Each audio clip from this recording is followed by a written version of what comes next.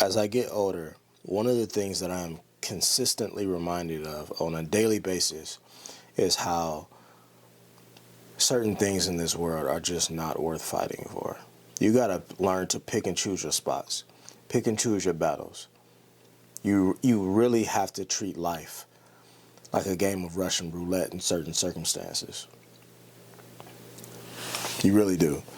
And I've seen way too many instances where what we're about to watch could have gone completely and totally wrong. Let's get into it. Well, we begin tonight with that Wayne County government official and her husband now facing charges. Welcome to 7 News Detroit at 6. I'm Carolyn Clifford. And I'm Mike Duffy. Thank you for joining us tonight. 7 News Detroit has obtained the alarming surveillance video from inside a local gas station. It shows the official and her husband being arrested after an argument over a can of soda. That's according to police. 7 investigator Ross Jones is walking us through the hard-to-believe video and the charges the pair is now facing. Thank you, sir. It's just after midnight on New Year's Day at a BP gas station in Farmington Hills, where a man is seen buying a can of Mountain Dew. The man is Larry Bradford, the husband of Alicia Bradford, Wayne County's Director of Parks. This is $1.99. Yeah. Well, you should have $8 candy change. But Bradford's husband thinks he's being overcharged, that the clerk is adding tax to his $1.99 drink, which actually turns out to be a 10-cent bottle deposit fee. Before long, another customer standing behind Bradford begins to chime in, and tempers quickly flare. There's no tax on pop. Huh? There is now. Huh? I said there is now. On groceries? Well, he's got proof right there in the receipt. Quit. Get in it. Ain't none of your business. Well, out, Who man. the you talking to? You! Quickly, the two begin fighting. At one point, Bradford can be seen using the can of Mountain Dew to strike the other customer. After a few seconds, Bradford leaves the store only to return with a loaded 9mm handgun pointed at the other customer. Give me these. Give me these. Say you sorry. I apologize, sir. Seconds later, Bradford's wife Alicia enters the store holding a gun of her own. What happened? We argued. He came at me. What happened? With her gun still in her hand, Alicia Bradford says she saw the man push her husband out of the store and asks if he tried to rob him. I'm going to stand up and look for your No, man. you're going to stay down there. Girl, You're going to stay down there. This is ridiculous. You're going to ask you for what? Because we argued. What were you arguing about? The price of pop. What? What did that have to do with you? They did it. At one point, according to police, Bradford's husband can be heard threatening to kill the man. I should kill you. Hey, I can do something to you. Alicia Bradford would call police, but when they arrived, it was Bradford and her husband who were both arrested. Later that day, the Oakland County prosecutor charged both with assault with a dangerous weapon and felony firearm. Wayne County Executive Warren Evans suspended Bradford without pay. It is not Bradford's first brush with controversy while working for the county. Do you find it to be a conflict that your daughter was getting contracts from the department you oversee? If it was conflict and it was disclosed, it was conflict, although I did not disclose it formally. Back in 2019, we revealed how Bradford got into trouble after her stepdaughter collected more than $10,000 in county contracts from her own department. Bradford said she disclosed their relationship informally, but the county executive suspended her for 15 days. There was an error on my part, and I encountered the repercussions from that. Well, I did reach Alicia Bradford by phone yesterday. She declined comment on these charges, along with Wayne County Executive Warren Evans. Wayne County Commission Chairwoman Alicia Bell told me she was shocked to learn about the charges against Bradford and said the allegations against her are uncharacteristic, calling her professional and a hard worker. Bradford and her husband received $50,000 personal bonds and are next due in court on January 13th. Obviously, we couldn't show you all the surveillance video. It is on our website right now at WXYZ.com. But just that escalated very quickly, just around 12:30 in the morning on New Year's. So this happened at the top of the new year. I told y'all that this year has already started off in fucking shambles. And this was the first day of the new year when this happened. And we're just now getting footage back, I guess, from the surveillance cameras this week. So Let me give you a little bit more context because the video that I watched was the full video. So it showed the entire altercation from point A to point Z. So Buddy goes in there and he's basically arguing with the cashier, big dude, black dude. He's arguing with the cashier because he tells him that it's $1.99 instead of $1.89, right? And he's like, "There's no sales tax on Pops." Well, you still gotta pay the 10 cent for the can, right? Am I off? Here in Michigan, you still have to pay the 10 cents for the can. So he was wrong starting off. But anyway, he goes on. You see the other guy, this white guy, come in and he stands behind him. And he's just kind of telling him like, "Yeah, you gotta pay a tax on that. It's the return deposit that, you gotta pay." But he says tax. And so big dude's like, "Why don't you mind your own fucking business? I'm not even talking to you." And so white guy says, "Oh, I'm talking to you." First of all, white guy should have just kept his fucking mouth shut. That's number one. Stop walking up on people and starting altercations, especially people that you don't know. So that's where he fucked up at, right? But here's where the black dude fucked up at. He gets into an altercation with this dude, attacks him after after the white guy kind of lunges at him. He doesn't do anything, but he lunges at him. Still white dude's fault. You can't do that.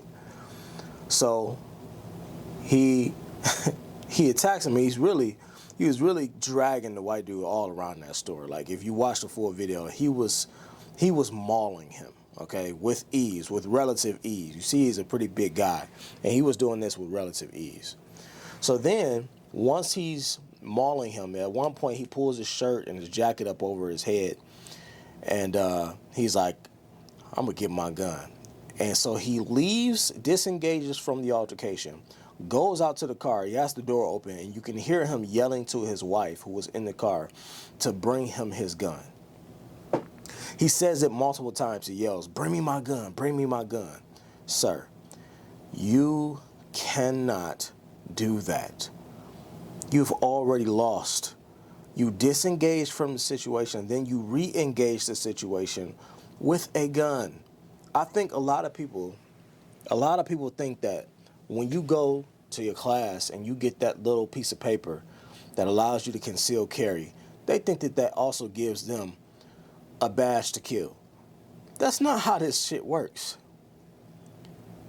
When my wife and I took the concealed carry class, one of the first things that they told us was to learn the laws. They were like, before you even get your hands on a gun, it's important that you read, study, and know the laws of your state. It's important because it can literally mean the difference between freedom and jail time. Learn the laws of your state. These two clearly did not know the laws, or they just didn't care. You cannot allow your emotions to run so high to where you go disengage from a situation. You could have just got in your car and left, but no, you go to your car because your ego is involved now. Your ego is involved, so you go to your car. You tell your wife to retrieve your gun, and you go back in the store and you threaten this man. Tell him to get on his knees and tell him that you should kill him. Bro, this is not the fucking movies. This is not fucking Hollywood. You cannot just go around. He thought he was Billy Badass Sheriff in town. So then to make it worse, that was number one, right? That was the number one fuck up right there when he told his wife to bring his pistol. The number two thing, here's the second thing that was just awful about the entire thing.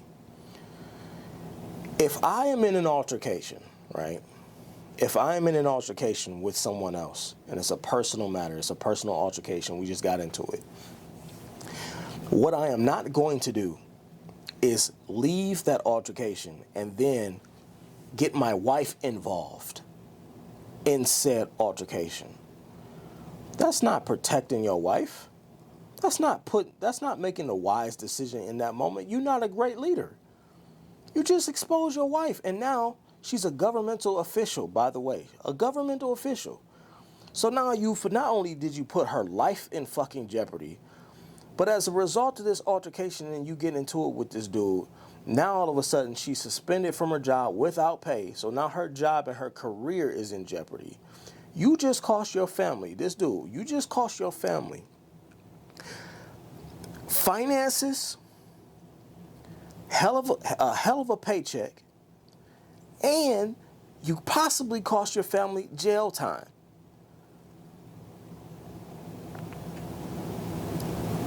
Terrible leader, terrible decision making will fuck your life up. Terrible decision making will put you in a world of hurt. This did not have to go down this way. And luckily it didn't go further, but I'm reminded of another incident that happened last summer back here in my city. We have something called the Easter Market. It's basically a large holding area where a bunch of vendors gather together and, they sell things, they sell food, they may sell art, they may sell clothing, they may sell just different things, right? And so the Easter Market has notoriously been known for as long as I've lived downtown Detroit. The Easter Market has notoriously been known for their gatherings on football days, when it's game day. And because the Lions were on a tear last year and they were making a lot of noise, the Easter Market became the new place. Well, not new because it's not new to us, but it became the quintessential place to hang out, for everybody to gather around and tailgate when a football game is going on. Well, these two people get into it at the Easter Market. A third dude enters the fray, tries to break it up. He puts himself in between these two offenders. One of the dudes pull a gun. What he didn't know was that the other dude that he was threatening had a gun as well. And he pulled his too and used it. Now the terrible thing about it is the other dude pulled his gun and used it, and he shot the offender, but it went through him, completely through him, and into the dude who was trying to break it up. They both died. It's a true story. They both died. So now 2 lives are lost because of one. You don't never go nowhere and pull your pistol out in a threatening manner and not be ready to use it. That's the other thing they said. That's one of the other things they said during my CCW class. You never pull your pistol unless you are ready to use it, because otherwise you've just committed a hostile act and a threat. And guess what? That dude got off too. He got off. And people were mad. But he got off. He was threatened. His life was threatened. You got to know your laws, man. You have to understand how the laws work in your city. Y'all let me know what y'all think about this crazy story down in the comments, and I'll see y'all on the next one. Later.